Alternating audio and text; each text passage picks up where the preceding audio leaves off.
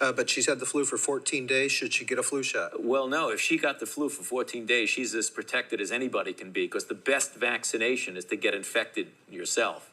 And So she should not get it? if she really has the flu, she definitely doesn't need a flu vaccine. If she really has the flu. She should not get it again? No, she doesn't need it, because it's the most potent vaccination is getting infected yourself. This is an ongoing question, and we've had ever-evolving opinions from you, Dr. Fauci. Currently, antibody surveys show that 80% of children, approximately 80% of children, have had COVID, and yet there are no guidelines coming from you or anybody in the government to take into account their naturally acquired immunity. You seemed quite certain of yourself in 2004, but in 2022, there's a lot less certainty. One of the things that we also know after looking at this for 2 to 3 years is that the mortality from COVID is very similar, if not less, than influenza. So when we look at this, we wonder, why you seem to really embrace basic immunology back in 2004 and why you seem to reject it now. Well, I don't reject basic immunology, Senator.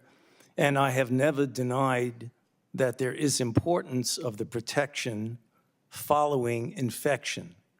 However, as we have said many times, and as has been validated by the authorization by the FDA through their committee and the recommendation by the CDC through their committee, that a vaccination following infection gives an added extra boost. And that film that you showed is really taken out of context. I believe that was when someone called in who had had a reaction to a vaccine and asked me through a telephone in the interview if they should get vaccinated again. So it was in the context of someone who had a reaction.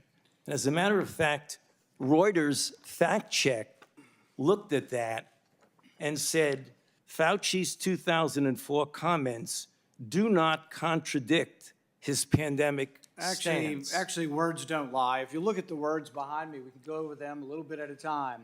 She doesn't need it because the most potent vaccination is getting infected yourself. It is true. It is true, Senator. It is a very potent way to protect. So when you're trying to tell us that kids need a third or a fourth vaccine, are you including the variability or the variable of previous infection in the studies?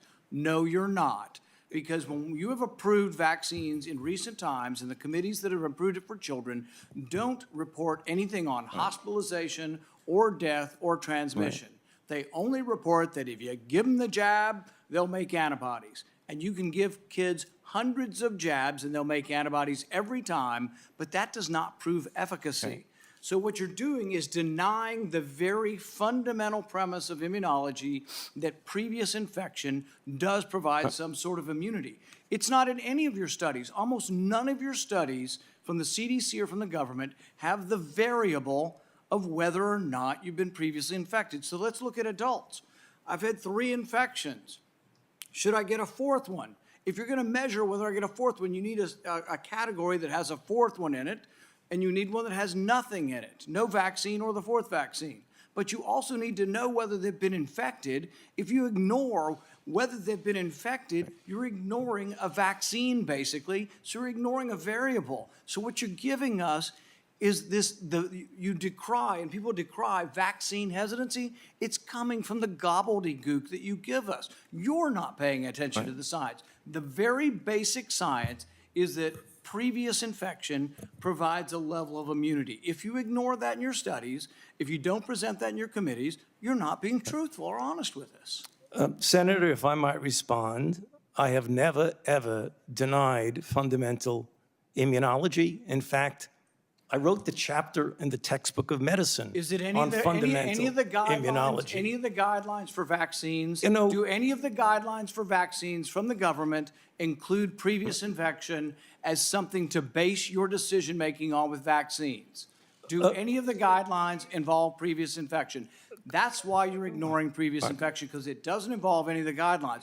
And furthermore, We've been asking you, and you refuse to answer, whether anybody on the vaccine committees gets royalties from the pharmaceutical companies. I asked you last time, and what was your response? We don't have to tell you. Right. We've demanded them through Freedom of Information Act, and what have you said? We're not going to tell you. But I tell you this, when we get in charge, we're going to change the rules, and you will have to divulge where you get your royalties from what companies, and if anybody in the committee has a conflict of interest, we're going to learn about it. I promise you that.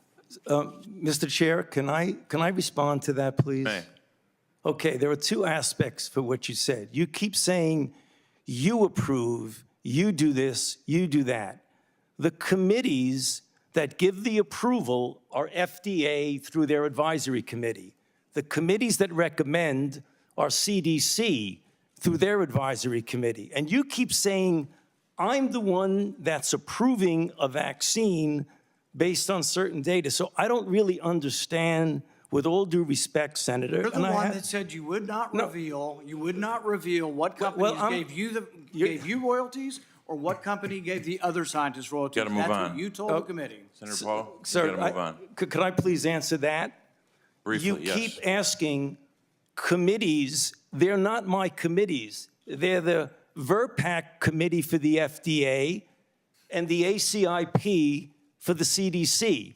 So I don't have any idea what goes on And they with won't the... reveal, as well as you won't reveal Okay, what we're companies gonna you got. move on. We're over time. Senator Paul, you're over. Everyone is over.